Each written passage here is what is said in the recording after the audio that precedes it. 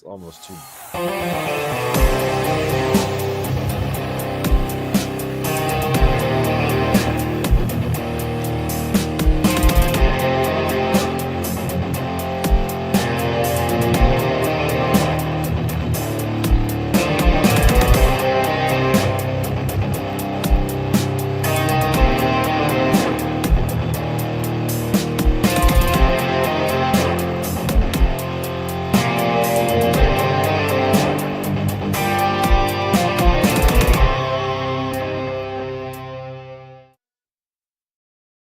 Hello and welcome to a Friday edition of the Osceola Seminole Sidelines. My name is Pat Burnham, and I am joined by Osceola senior writer Kurt Weiler. Kurt, how's it going today? How's your Friday going? It's going good. I'm excited for a scrimmage tomorrow. I'm excited for a baseball game tonight. Should be a busy few days for the Osceola.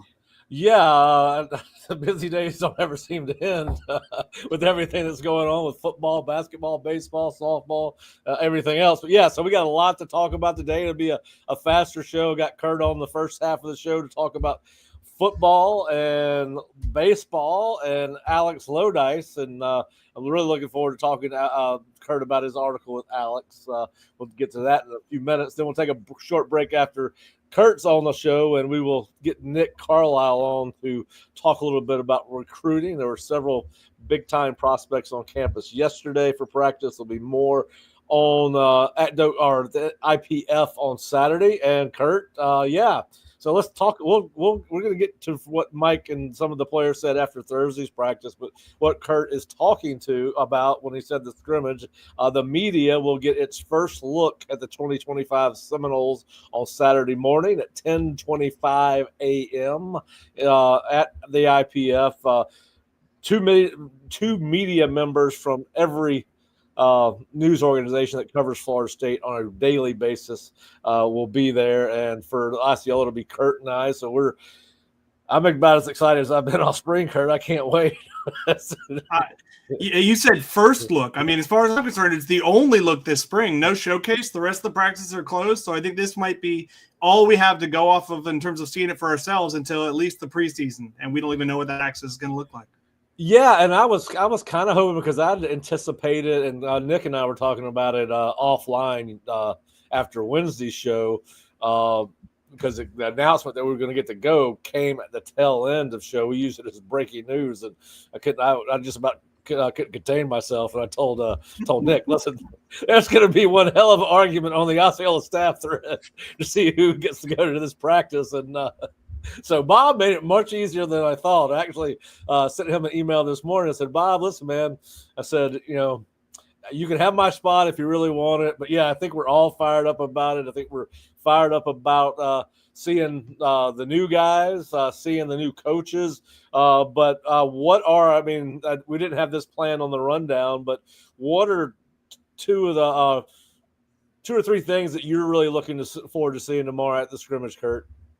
Yeah, I paused on working on a story, and I'm going to finish up after this about looking at things I'm looking forward to seeing in tomorrow's scrimmage, with it being the only access of spring. I mean, I think seeing what the defense looks like is definitely high on that list. I mean, we've heard the 3-3-5, but every time we ask someone about the 3-3-5, they kind of say, well, it's multiple, though. There will be 4 down linemen. There will be other, it seems like so much of the defense is kind of unpredictability of where pressure's coming from. And I think I'm excited to see that in action.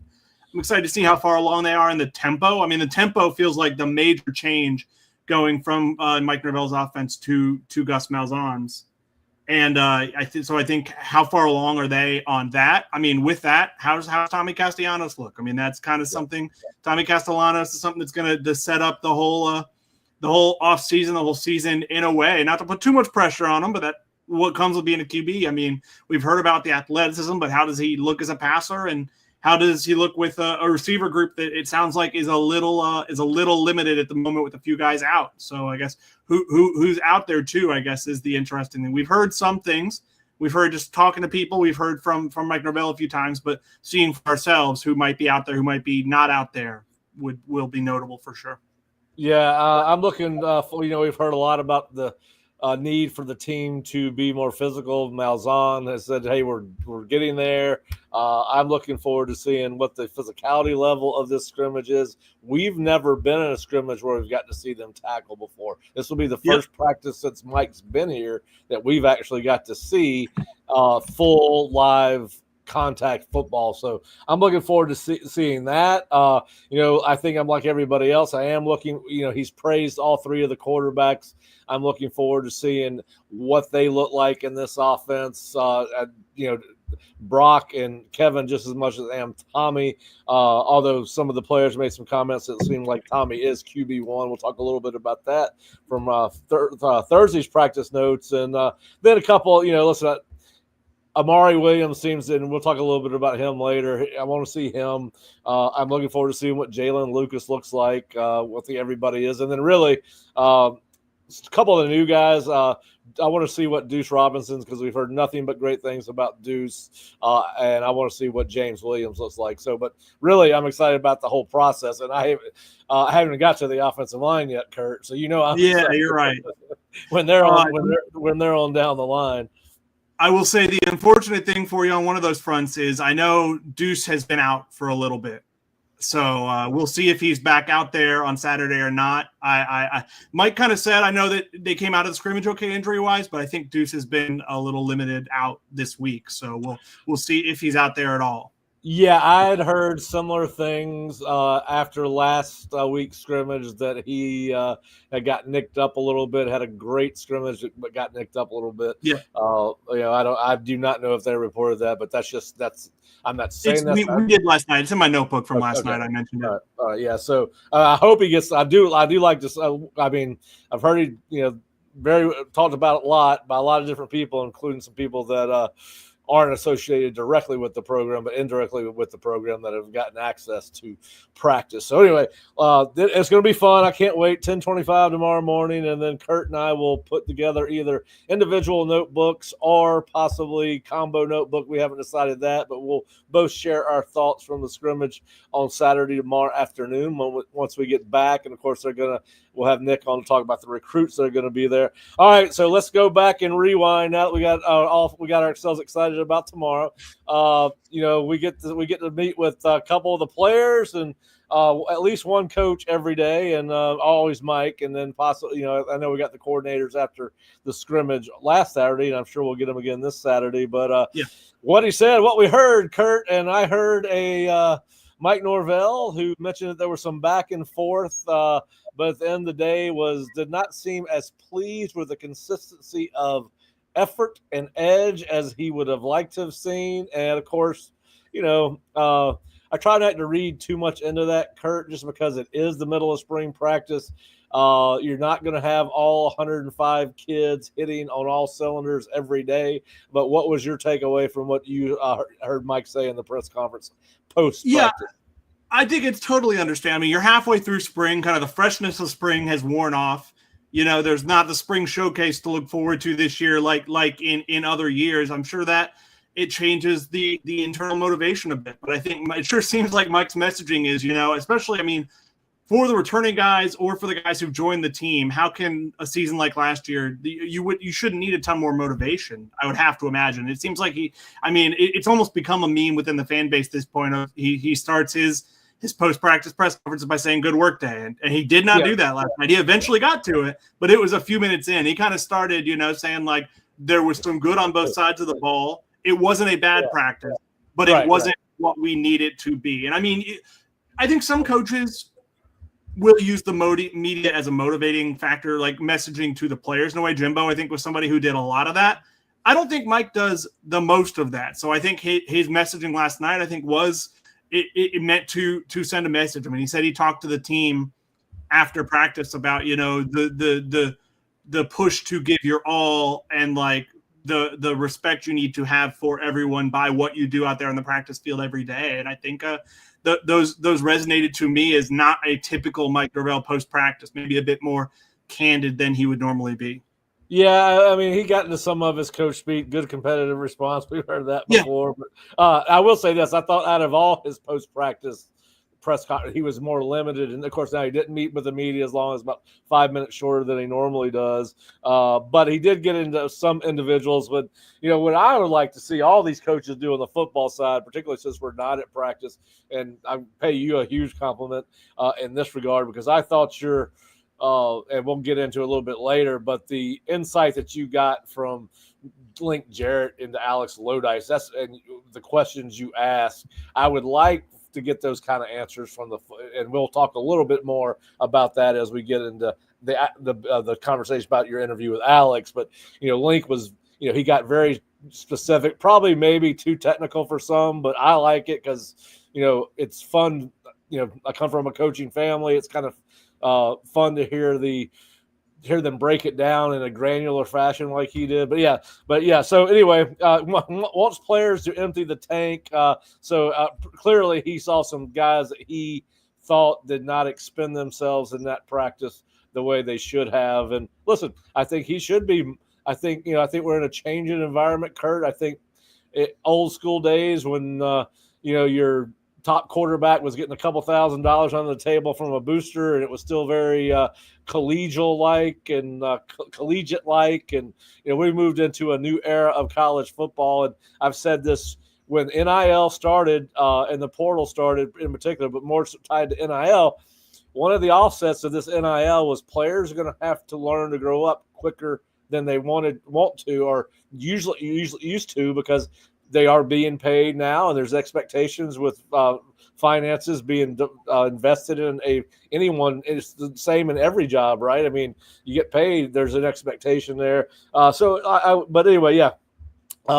I think that he was pretty vanilla, but he did mention some guys over the course of that press conference. He pretty good day for all three quarterbacks. Did not get very specific about any of the three, but that's certainly good to hear, because really I thought we were just going to get a ton of Tommy Castellanos when it came to quarterbacks, and he's been consistent in talking about all three. He did mention some of the receivers specifically, and for the second time this spring, Kurt, he talked about Javon Boggs, a true freshman, and proving that he is proving each and every day he is ready to compete. The first time we've heard him talk about drop passes, though. So what is your take on what's going on with the receiver room at Florida State right now?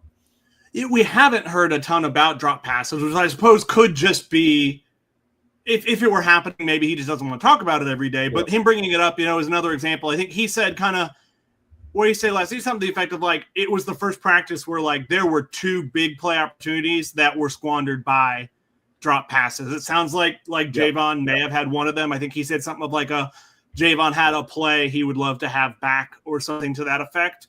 But also had a lot of praise for Javon. Said, I know he's made a lot of plays. I think a thing that I think stood out to me when he was talking about Javon, when he's asked about Javon late in his press conference, was he said, I can already tell that he's not one to get rattled. He kind of said, if he has a good play or if he has a bad play, he wants to get coached. He wants to get better. And I think that resonates to me in a big way. I think that's a trait that you're really looking for. I mean, I think he was a guy who, coming in, we didn't think was the freakiest athlete or the flashiest, was just kind of a good receiver, a clean route runner, good hands, things like that. And it sounds like that has played out early this spring. And I mean, another name we heard about again is Chase Lofton, which is a tight end, not a receiver, but in the same category, probably more of a receiving tight end right off the bat, because he needs to still probably add a little weight to be full-fledged as a blocker, and they have other options there in that room. But I think they shared a clip on social this morning of a catch he made on a pass from Brock Glenn, a leaping grab that you keep hearing about him and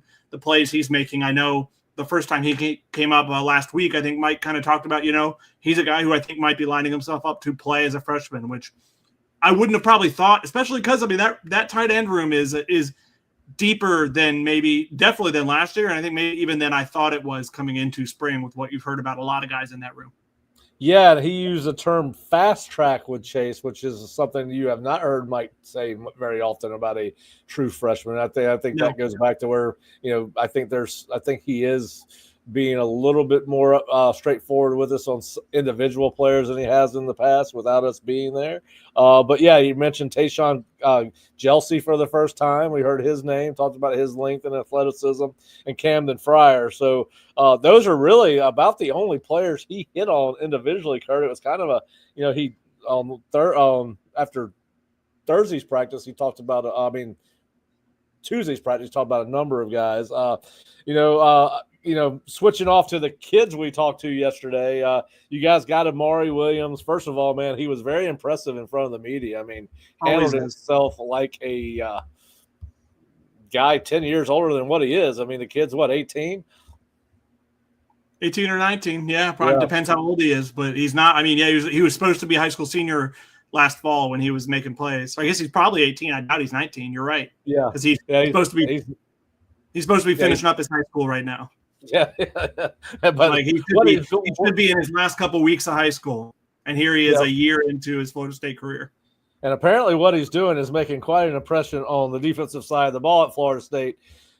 To the degree that he's going to tight end meetings before practice or meeting with them at some point during the day, whether it's post-practice, pre-practice. He did not, but what he did say was almost all of his time on the field has been spent at defensive end.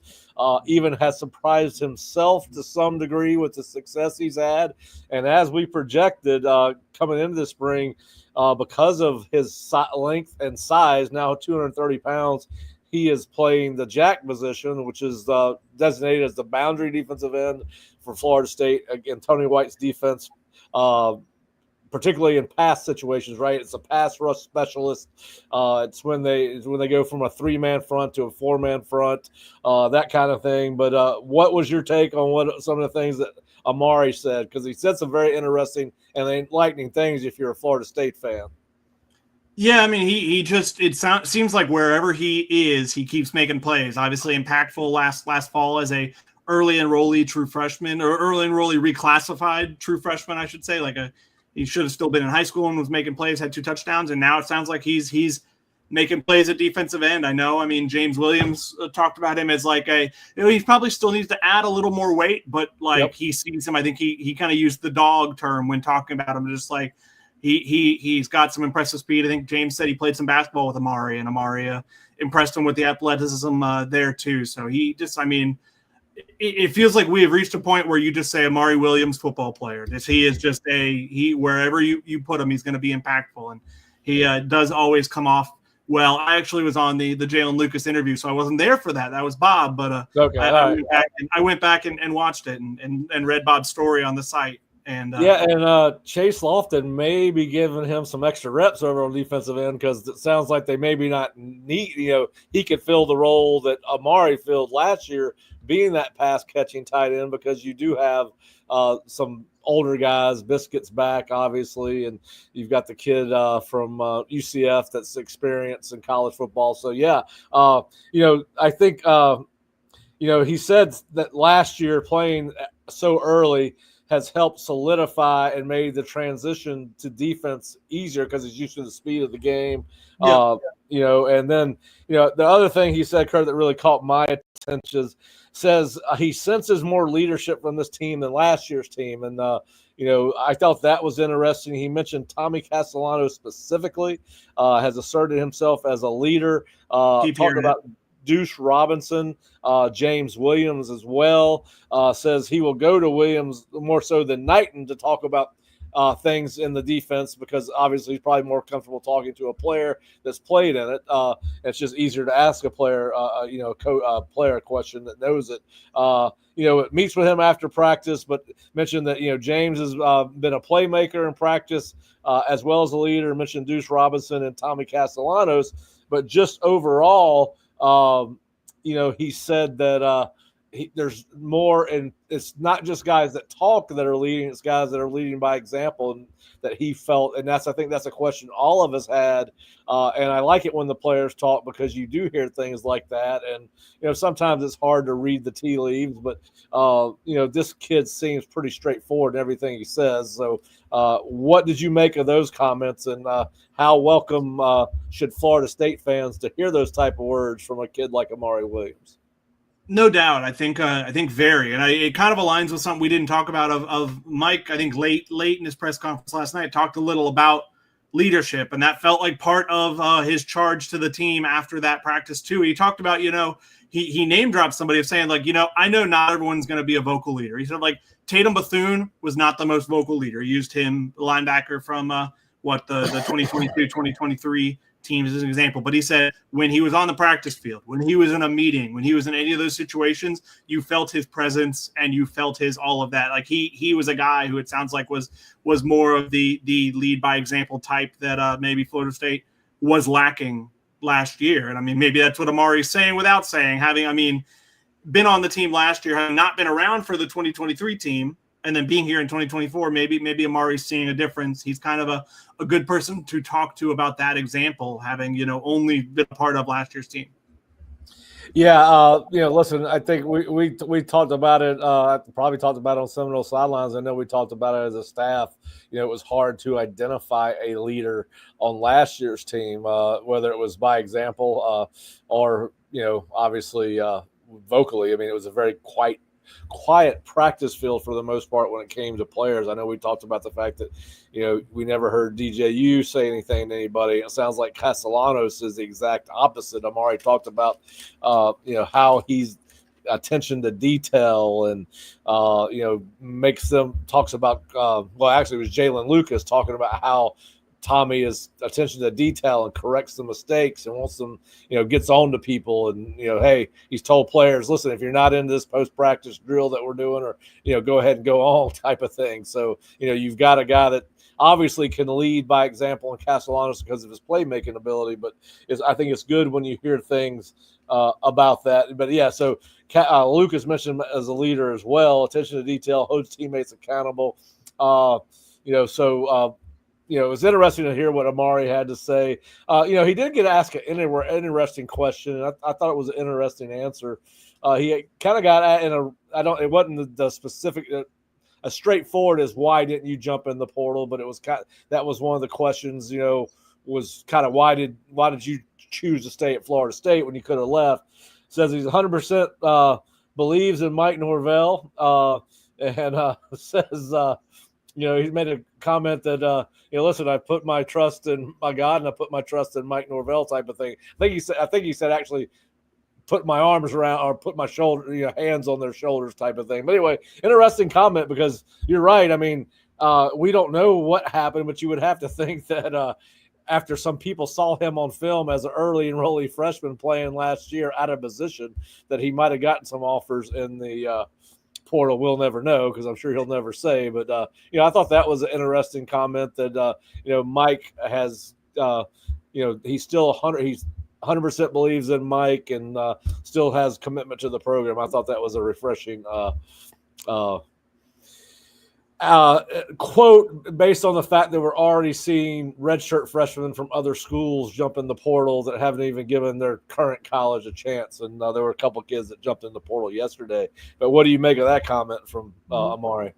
One positive you can say about Mike Norvell right now, when maybe there aren't a ton to go around and he has a lot to prove again, is I think, did they only lose 2 of those guys from that class, from that really good recruiting class they brought in? Are Luke and Dede Holmes the only 2 who got transferred out? I mean, that speaks to something about Mike Norvell and the belief that he has led people to still have in him and that almost everyone has stuck around. Because the truth is, a lot of those guys weren't the guys you wanted to lose. There wasn't any, for the most part, immediate, oh, this guy's not a Florida State level player. He can go after 1 year.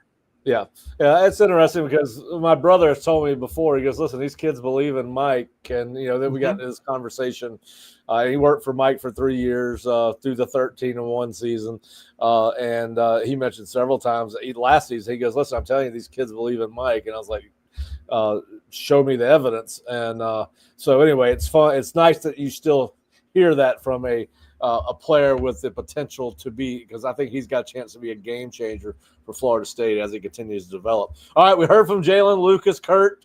We were all so excited about him when he showed up last year. I remember watching the first time I saw him, this little flash went before my eyes, and I was like, who in the world is that? How fast is that guy? And it was Jalen Lucas, the first time the first time I'd put my eyes on him in practice. And, of course, went down in week 3 or 4 with some type of leg injury. But, he said on Thursday they came back a little bit quicker than he expected, but certainly seems to be finding himself comfortable on the practice field and productive. Yeah, and I think he said too, I mean, he came back early and then he feels 100%. And I think that's big because I think he's a guy who Gus Malzahn's offense could really feature. I mean, with the deep shots he wants to take, with the value of getting guys the ball in space. I mean, no one is better maybe on this entire roster in space than Jalen Lucas with that shiftiness and that short field speed. I mean, he short and long field speed, really, I should say. I mean, him and Mackay might be top of the list. And yeah, I think it's a big deal for Florida State that the timeline was accelerated. And I think he was even back for the end of tour duty, Mike said earlier this spring. Yeah, it's going to be fun to watch he and Squirrel together, I think. Yep. I mean, that you got two really shifty guys, great change of direction, quickness, and obviously have the straight line speed too. But it was good to have him back. I'm really looking forward to seeing what he can provide Florida State next fall if he's able to stay healthy the whole season, because we really thought he was going to be one of the bigger playmakers on Florida State's offense going into last season. And then, only got the ball 3 or 4 times in the opener and didn't play much the second half, which was still baffling to me. But we'll move on to 2025. But I'm glad to see that he's back. All right, well, Kurt, I do want to quickly flip the page to baseball, and then we'll bring Nick in after that. But you got FSU's hosting what was a once-ranked Wake Forest program. Kind of if you're a Florida State fan that doesn't know much about Wake, Kurt, what would you – and, it doesn't have to be a dialogue necessarily, but what are a couple of things that stand out to you about Wake Forest and what you've learned about them? Yeah, I think, Florida State not getting them at a time where they're kind of at their peak. I think they've lost 5 of their last 6 ACC games and got swept at home last weekend and fell out of the rankings. But it's still probably the most talented team they've played this season. Florida might be in that conversation, like Florida before the fall off they've been on recently. But it's right there. I mean, in terms of the arms that Wake Forest is going to be throwing at them this weekend, I think it's probably the best set of arms.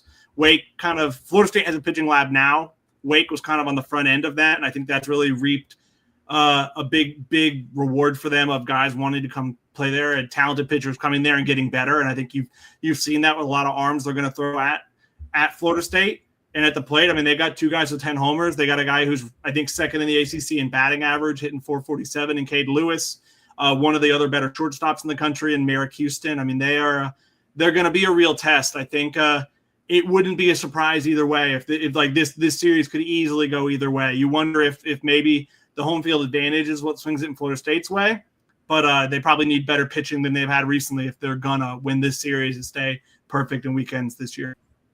Yeah, I'm looking forward to that. I'm gonna try to get out to the game tonight, I think, and looking forward to seeing how that plays out, because I know that obviously you think that's one of the better teams they've played. So it's going to be an interesting, fun weekend for Florida State baseball. Now, you wrote an article earlier this week on Alex Lodice, and if you're not an Osceola subscriber, I wish it is premium. I'm glad it's premium content. Yep.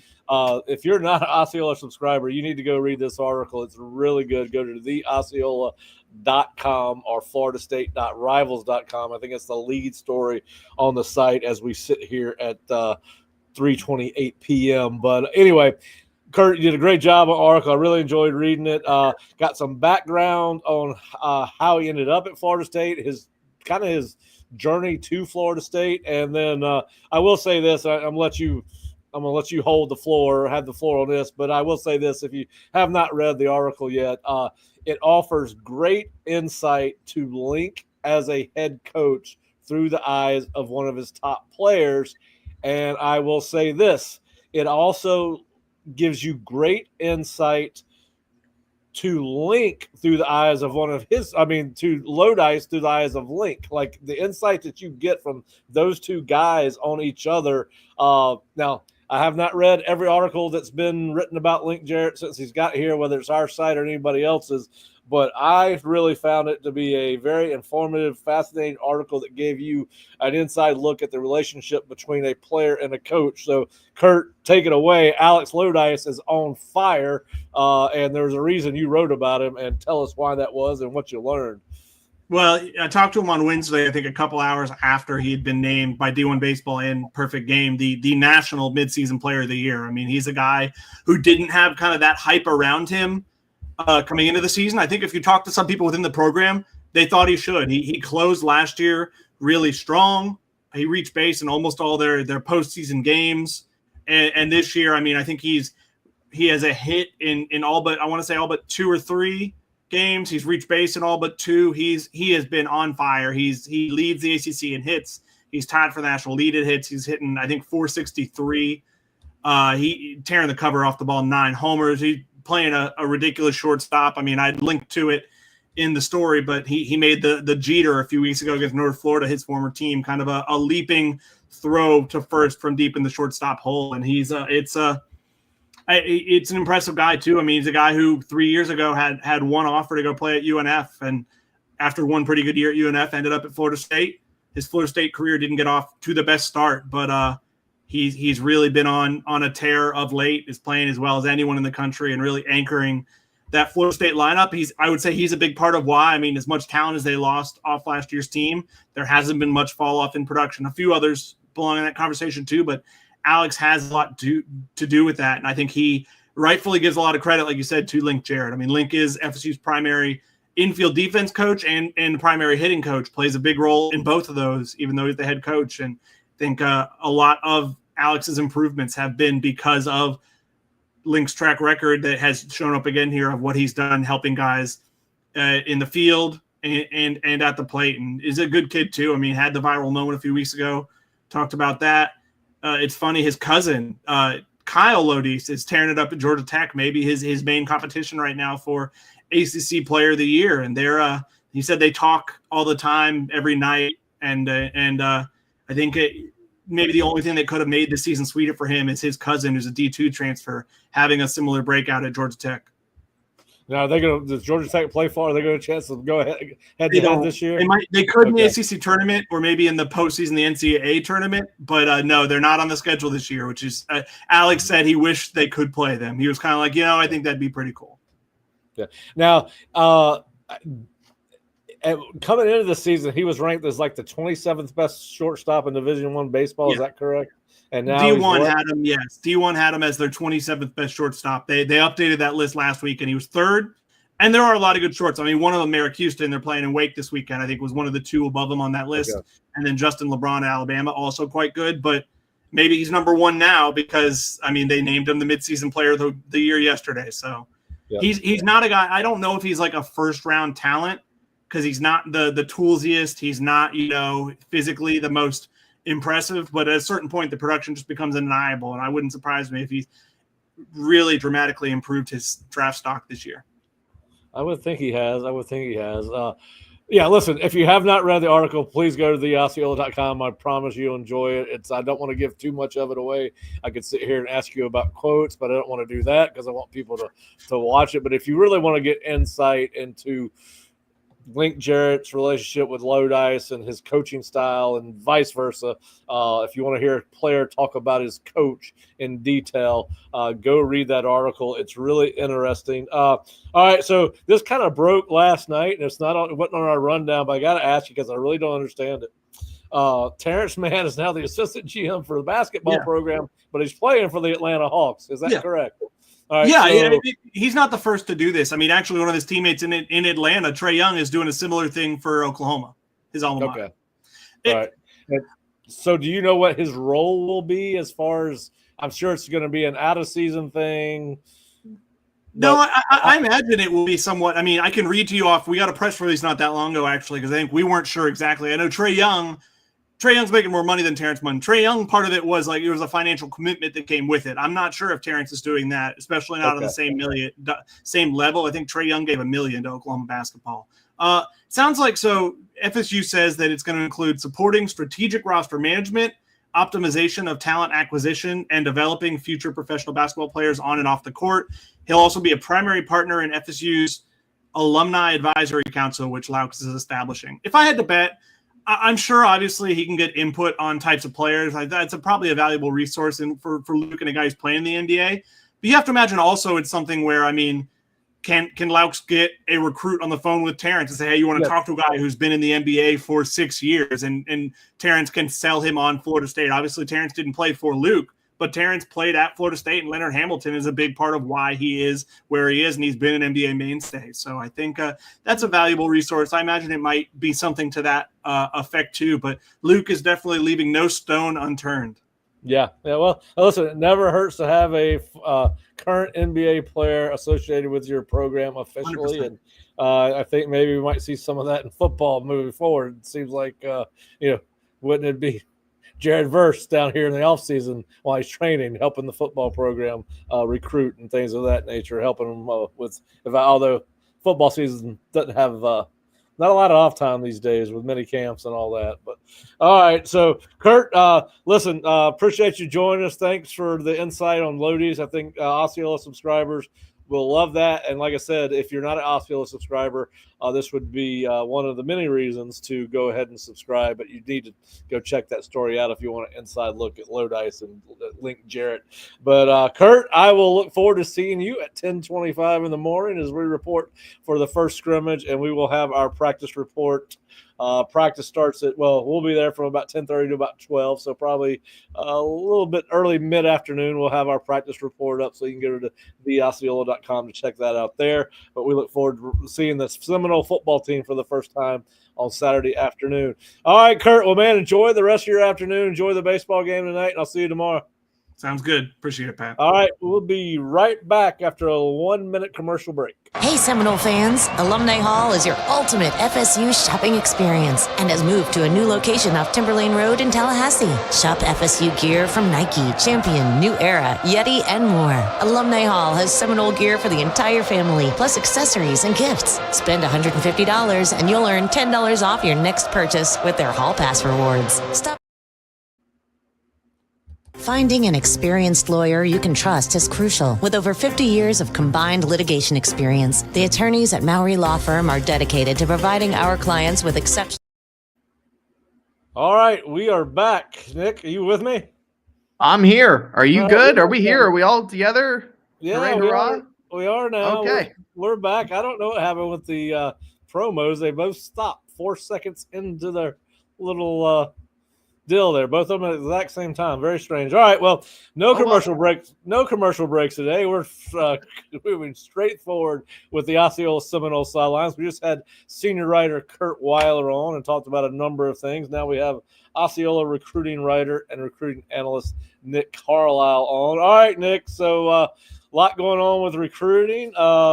I'm going to give you the floor. Probably the thing that people want to hear about more so than anything else right now is Jaden O'Neal, the quarterback from Mustang, Oklahoma, I believe is where he hails from these days. I think he's originally from California, committed to Oklahoma, but he was on campus yesterday, is on campus today.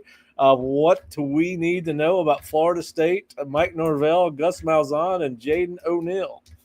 Yeah, originally a Long Beach kid, moved to Oklahoma earlier this year as a sign of good faith towards the Oklahoma coaching staff, which obviously is getting crazy, buddy. It's pretty funny considering the QB dominoes that are set to go down. It feels like they're going to go off at any given moment. But yeah, I think the main thing that you would want to take away from Jaden O'Neal's visit and what he said afterwards is that you can kind of consider it without openly saying it's a soft reopening of his recruitment, taking visits to Florida State these past 2 days and then going to Auburn later this weekend. Oklahoma is pretty publicly pursuing Bo Bentley, and there's pretty public mutual attraction between those two. And the taking of a second quarterback is something that I don't think O'Neal or his family would be very fond of. So he's sort of softly opening back up his options. Georgia is another player in this one as well. But then again, Georgia is a player for seemingly every other top quarterback that's not committed right now.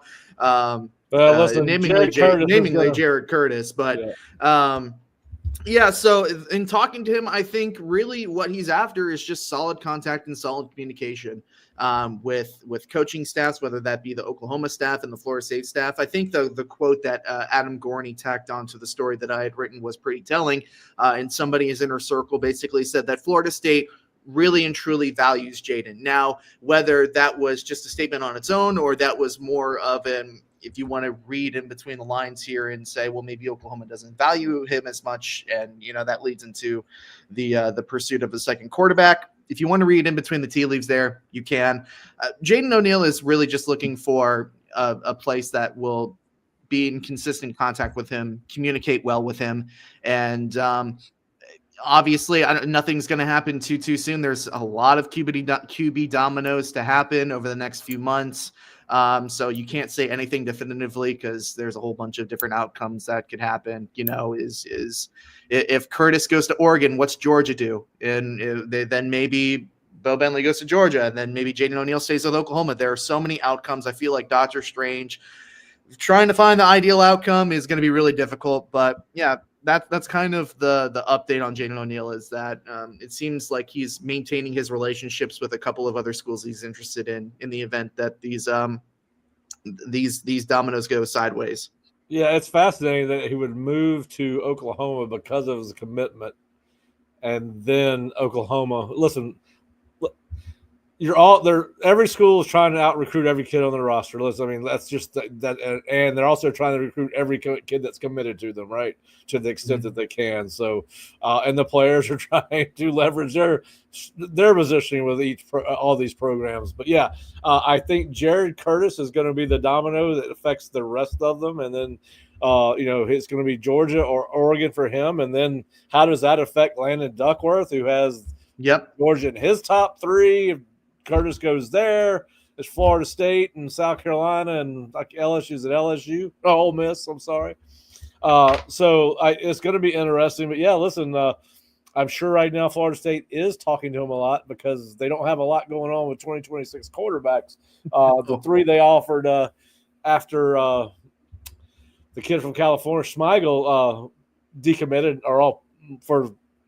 Listen, Duckworth's coming on an official visit, but everything leads to Ole Miss. They're out of it with Bentley for now, who also, by the way, has Georgia in his top three. So anyway, it is interesting. But yeah, Jaden O'Neal, he was here for camp. We saw him last year, Nick, and last summer at one of the camps. I believe that's where he got his offer. So yeah, it'd be interesting to see, how this. He's back on campus today. I know he told you he's going to be sitting down watching a lot of film with the staff. I think the next move, obviously, is do they get an official visit coming out of this unofficial visit? And you got to think if he's spending 2 days here and what he said yesterday, you got to feel pretty good, Nick, that they're going to get an OV out of him. Yeah, absolutely. And I would imagine that the talk about an OV is probably also on the agenda of things to do today.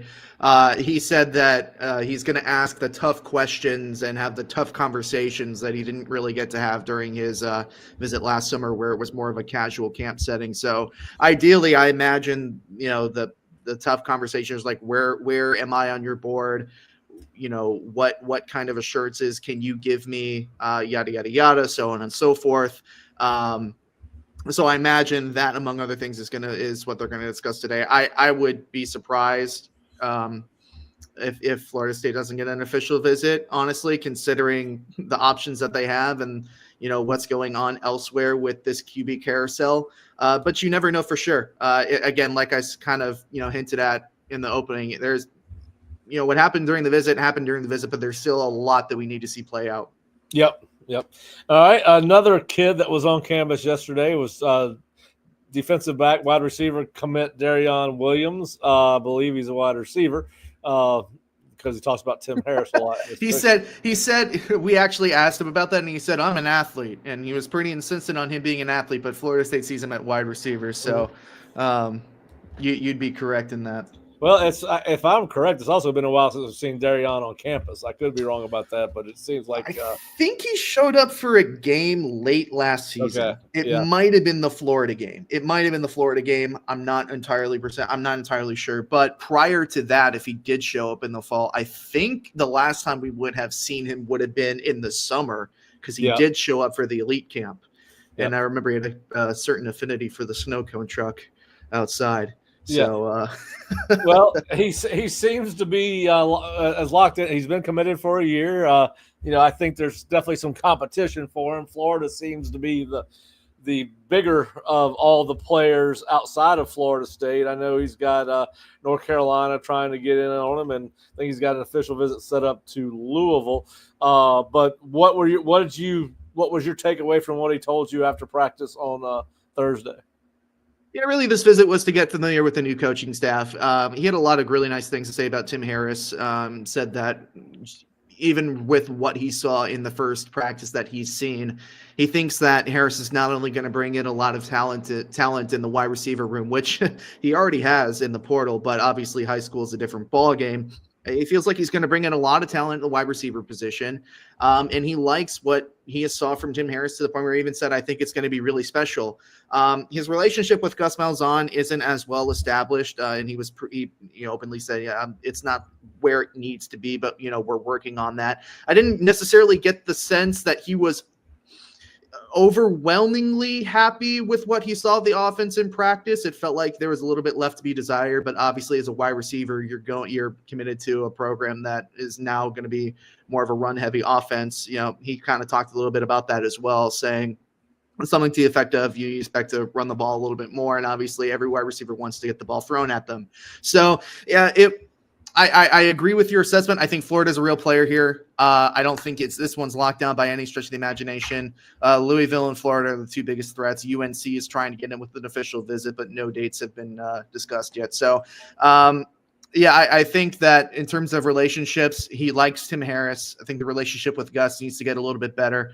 And I think if anybody's going to take Darion away from Florida State, it'll probably be UF. Yeah, he's got a UF visit on the 6th, FSU June 20th. I say the 6th, I mean June 6th. And I think Louisville's in between there, and it looks like North Carolina's trying to get in the game.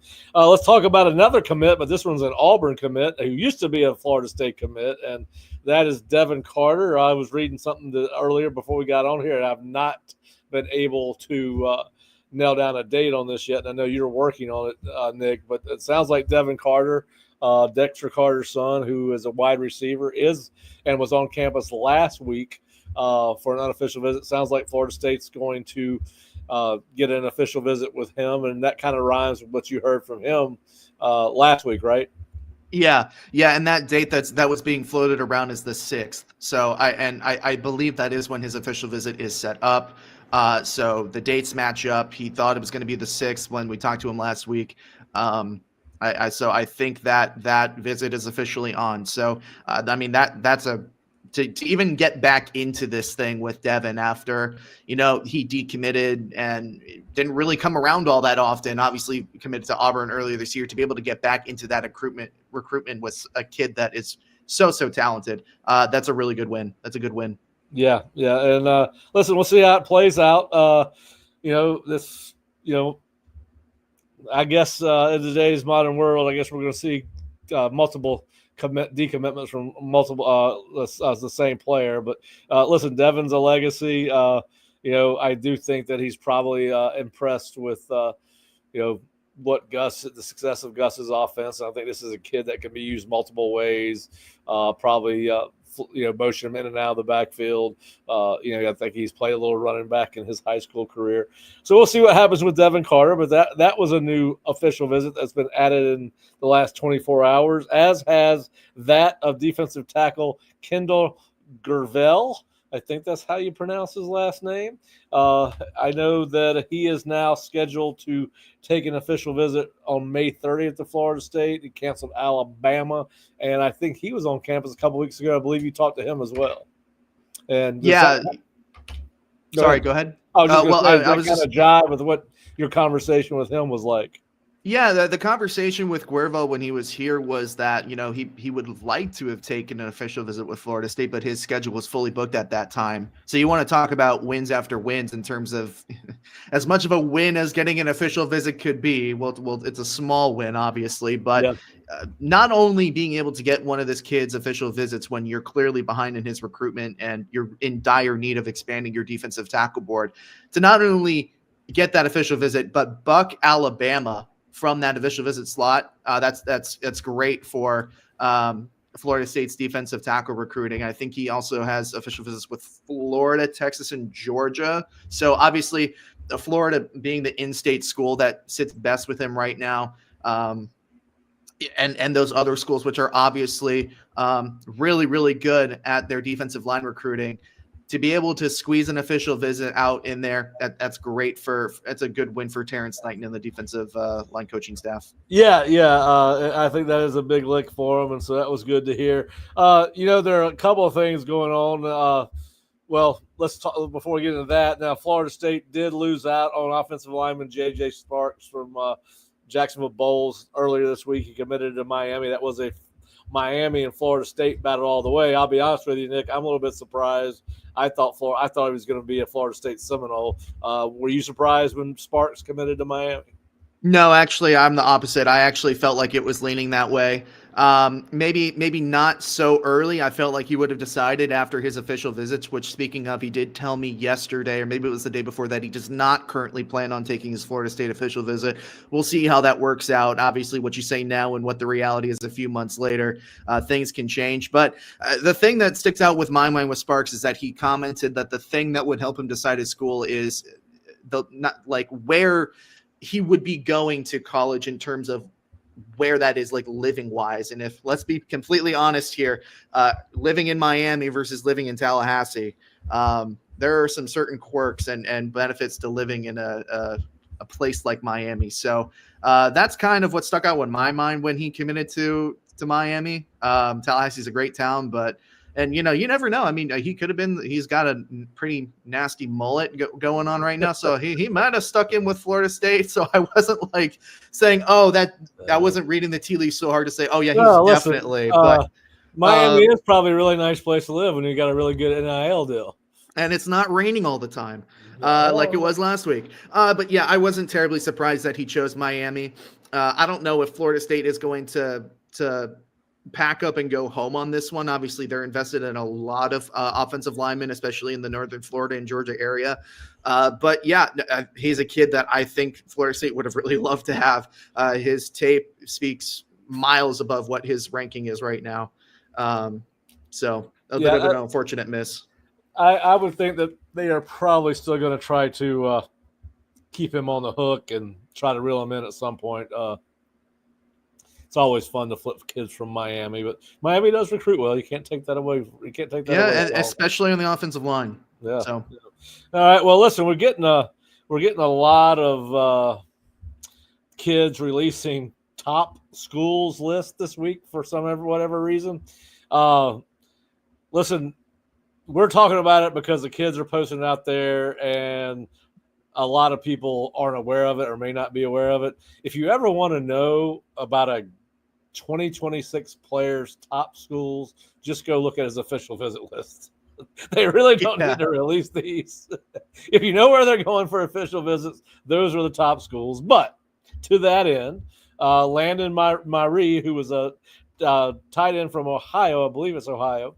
Yes, Cincinnati. I think he goes to Princeton High School. You're right. You're exactly right. He was on campus last week, and he announced his top 6. And he was unofficial visit here, obviously, but he's down to Auburn, Cincinnati, LSU, North Carolina, and Washington, and Florida State. Now, I know I'm putting you on the spot here. You may not have a strong opinion one way or the other. Do you have any idea how you think and listen, Florida State's got at least 3 other tight ends coming on official visits that I'm aware of. Where do you think he is in that pecking order, if you had to guess? On Florida State's board or on Florida State's board? Maybe like 3 or 4, because there's Yeah. also some guys that, like, take a Julius Miles, for example, who's like a 6'6", 210-pound guy who they may like at receiver. They may like more as tight end. Obviously, the recruiting services go back and forth on what he is. Then you have guys like obviously Corbin Fordham has got to be the number 1 tight end on their board. Some other guys that could lock in official visits that have visited recently, like Rhino. I'm forgetting his last name, but the Polynesian kid from IMG Academy who could lock an official visit. And obviously they're fishing out in Omaha, Nebraska again for Isaac Jensen. So, they have options. I'm not entirely sure what exactly they're looking for this cycle in their tight ends, if they're looking for, and then there's Heze Kent too, who's a big one.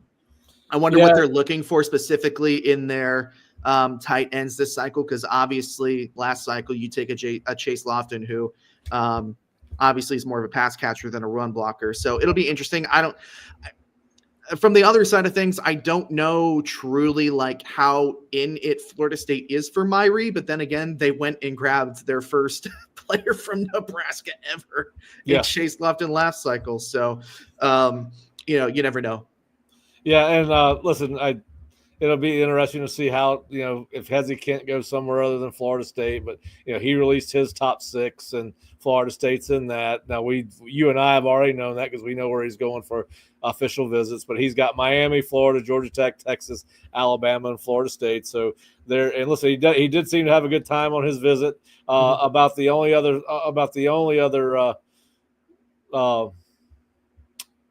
so we just got to ask a question. Insight on Terrence Mann. We'll get back to you on that, Trenton. We talked about it a little bit earlier in the segment with Kurt. But yeah, so I think it's going to be interesting to see how it plays out because they do seem to have a good group of tight ends to choose from. But, Heze's got, I think, locked in 5 of those 6 official visits, and he's probably got 1 locked in with Alabama by now. So that'll be interesting. You also got a top 6 out of Carson Baker, and I know that you talked to Carson, and you gave me some intel before we started on Carson. You really think that despite having Omari Thompson already committed, you think that Florida State's all in on Baker as well? Yeah, I think the plan is to bring in multiple running backs in this class, and I think right now, especially with how the running back, I don't want to call it a market because it's not necessarily that, but you know what I mean. There's a bunch of their other targets are trending away. I think the visit really impressed Carson. I think the interest is very much so mutual between Florida State and Baker, and they're going to have to fight off some pretty powerful programs for him, but obviously the momentum seems to be in Florida State's favor right now. I don't think anything's going to happen anytime soon. It'll happen much, much later after his official visits. But with his first visit, they have definitely elevated their position with him. Yeah. Listen, looks like we kind of jokingly said they had more momentum with 2027 than 2026 last show, and now it looks like they're picking up some momentum on 2026 . So I'm here for it. There you are. You've been busy lately. Well, no, but I mean, I'm also here for it. I'm glad to see that they're getting some momentum with 2026s, and because to your point, and the point that we talked about last show, you can't get too excited about 2027s considering how far away they are from signing. Well, listen, there's a lot. I'm glad Florida State's got momentum with the 2027s, and like I said Wednesday, I really like the Purdy kid. Think I'd take his commitment if I was a Florida State staff. But before let's get through 2025 season. Then if it's better than 2026, it's got to be better than last year. But and listen, you and I have said this every show since we started doing these on a regular basis. Again, I think with a lot of these kids, even if some of these kids commit to other programs after their summer official visits, I think Florida State and quarterback specifically, I think they could get back in on some of these kids like a Bowie Bentley or a Landon Duckworth if they end up not getting Landon. I think they could get back in on some of these kids with a strong on the field performance. Because listen, there's still a whole football season to go after this official visit stuff happens in May, June. Listen, we got kids going on official visits in April already. Yeah. I think there's some kids that start their official visits this weekend, not at Florida State, but across the country, kids that Florida State's recruiting. There's a couple of them that start their official visits this week. Next weekend. It's interesting, but I think that's. And to your point, I mean, remember how good Florida State was looking after they got a couple of commitments in June and July last year, and they went on to have that season that they did. So there is an entire season to play out after official visits, and you can't count your chickens before they hatch. So no, you can't.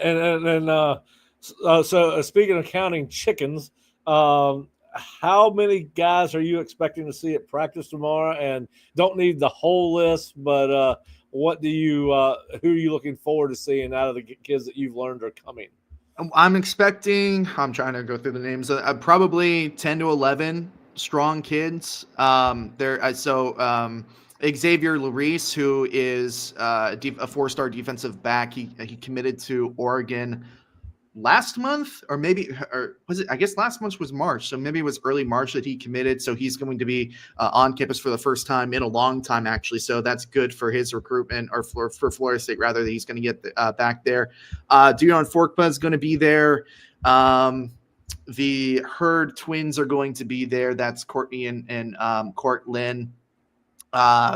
Trent Seaborn, 2027 quarterback, is going to be there, he said, tomorrow. So that's interesting. And just something off the top of my head, man, if this 2026 quarterback search gets that bad, maybe you start ringing the reclassification bell.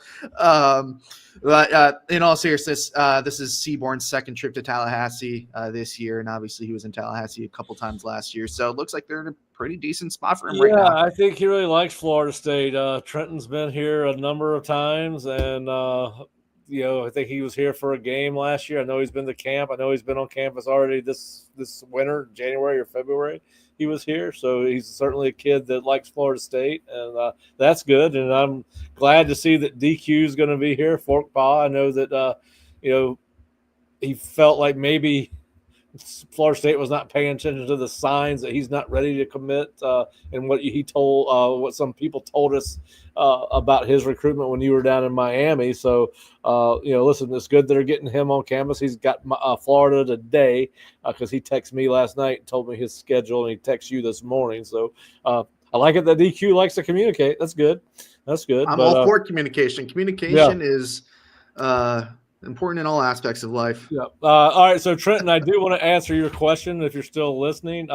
What is any insight on Terrence Mann's new role? Well, I had the same question because he's an active NBA player and probably wants to play in the NBA for a long time. But we've seen a couple of other guys do this, according to Kurt, and one of them is Trey Young, the Atlanta point guard, is doing it, and I believe that one of the Curry brothers is involved at Davidson, which was, I don't know if it was Steph or Seth, so it's Steph Curry who went to Davidson is doing a similar role. I can tell you what the SID department released, and I can try to read into what that is because Kurt and I did it a few minutes ago. But Mann's role will include supporting strategic roster management. So that leads me to believe that he is going to be helping Luke with not only some player evaluation, but how they fit into the NIL structure of that. Optimization of talent acquisition, which I think is directly NIL related, because that's how you optimize. That's one of the reasons you optimize talent acquisition. Developing future professional basketball players on and off the court. Listen, come to Florida State in the offseason, you're going to go up against Terrence Mann every day. That's not a bad recruiting tool. You also be a primary partner in FSU's Alumni Advisory Council, which was established by Luke Laux when he took the job. So I think, listen, we're not sure if this is a paid position because obviously he can't be full-time on site, but I think it obviously helps to have an NBA name attached to your program. And obviously he didn't play with Luke, but he played in the same program that Luke did.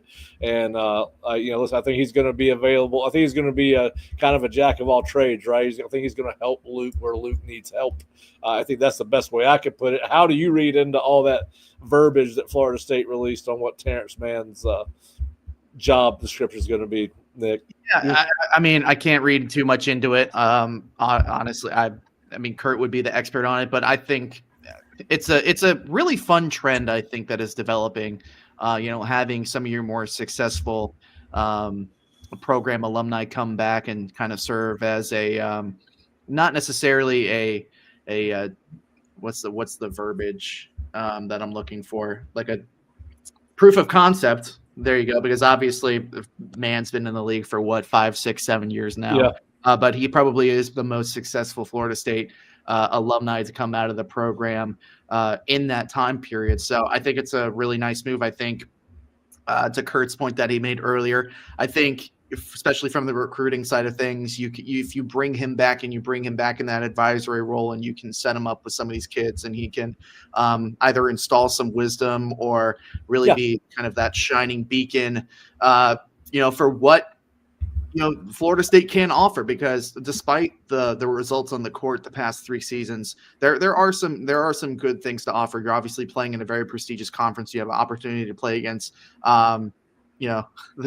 the schools on Tobacco Road, who even though they're having a down year this year, obviously Duke's not having a down year, but you know what I'm trying to say. It's some of the best competition in the entire country. Florida State has a lot to offer. I think bringing back one of your more successful alumni is a good way to kind of enforce that beyond whatever his other job requirements are. Well, and I would think that there's probably going to be also some disposition he will grow into this position. This position will define itself as he gets involved. I think that it's, the words they use are very broad based, and we could all, the three ways they described it, you could, listen, player counselor, player development on the field and off, whether it's, getting a kid working with drills, getting a kid off the field, counseling them on anything from basketball to personal life, those kind of things. But yeah, doesn't hurt. I was kind of confused when I saw it, because it's like, dude, that guy's still playing basketball, and I didn't really realize that was a thing in the college basketball. Yeah, it's a very recent thing. I think Steph was the first to do it. I believe you're correct. And I don't know if you talked about it or mentioned it, but I know that Trae Young also donated a decent amount of money to either to Oklahoma, either the university itself or NIL collective or whatever it was. I don't know that Terrence Mann is going to donate that money, or if he has, he's certainly not getting a Supermax. So maybe tighten the wallet a little bit. But yeah, no, it's that wallet's still plenty full, Nick. I'm sure. I am sure it is. Don't let the non-Supermax contract fool you. They still make pretty good money. All right. He's had a very successful career. So he has. All right. Well, listen, Trenton, I don't know if we gave you the answer we wanted, but that's the answer we got for today, and we'll delve into that a little bit more as we learn more about that. But we do want to thank you for watching or listening to the Osceola Seminole Sidelines. If you're not a subscriber, I think that you should go to the Osceola YouTube page, hit the subscribe button, hit the notification button. That way you get notified when we're doing shows, whether they're taped or live. Right now we are live every Monday, Wednesday, and Friday, both podcast and Osceola YouTube wise at 3:00. And we try to hold the show to about an hour in the off season. Now during the football season, we get a little bit long winded, but we will have coverage of Florida State scrimmage tomorrow afternoon. If you're not aware of this and just joining us now or in the last half of the show, we learned on Wednesday that Florida State is going to open up this scrimmage to the media, to members from any organization that covers the program on a daily basis. So Kurt and I are going to represent the Osceola tomorrow at 10:30 to watch the Seminoles practice. We're going to be in the IPF apparently on the catwalk, which is going to be fun. It's actually a better angle to watch the team practice than being stuck on the field. Which I'm fine with being on the ground level, but I'm just saying you get a much better view from above. So that's going to be fun to watch. So we'll have practice reports. Nick will have all kinds of recruiting coverage. We're going to try to help him out while we're there, but he'll have some post-practice interviews. He'll have some coverage on his Twitter account showing you who's arriving. And what's your Twitter handle, Nick?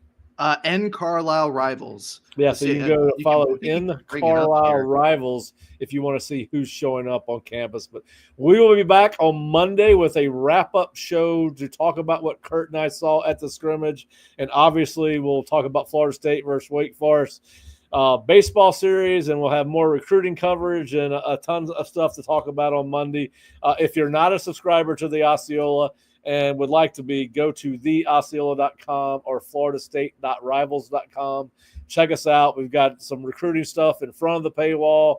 We've got Alex Lodice article from Kurt behind the paywall. And it looks like I spelled Alex's name wrong earlier, which is no shocker. I struggle with names. But that's a great article to read if you're just joining us. If you didn't see Kurt on the front end of the show, if you actually want to get some insight on Link Jarrett through the eyes of one of his players, go read that article. If you want to get some insight on Alex Lodice through the eyes of his coach, go read that article because it's very well done by Kurt, and I think it's probably worth the subscription price. So, and plus all the other stuff you get to come with it. But Nick, man, enjoy your Friday night. We will see you not bright and early. Well, bright and early. I think I'll be there before you. Well, I don't know about that. You get there before. Yeah. I don't want to speak out of turn. I'll be there bright and early. Don't you worry. But maybe not earlier than Pat Burnham. Well, I do have a bad habit of being early for everything, but if it's a bad habit. But yeah, I'll be. But I will see you in the morning, Nick. If you're if you're not a subscriber, we want to thank you for watching or listening either way. But we would like you to subscribe to the Osceola YouTube channel as well as the Osceola.com website. So, but we'll be back on Monday at 3. Thanks for joining us, Nick. Thank you. Appreciate it. Everyone have a great Friday and a great weekend. And we'll tell you a little bit about what we think about the football Seminoles on Monday.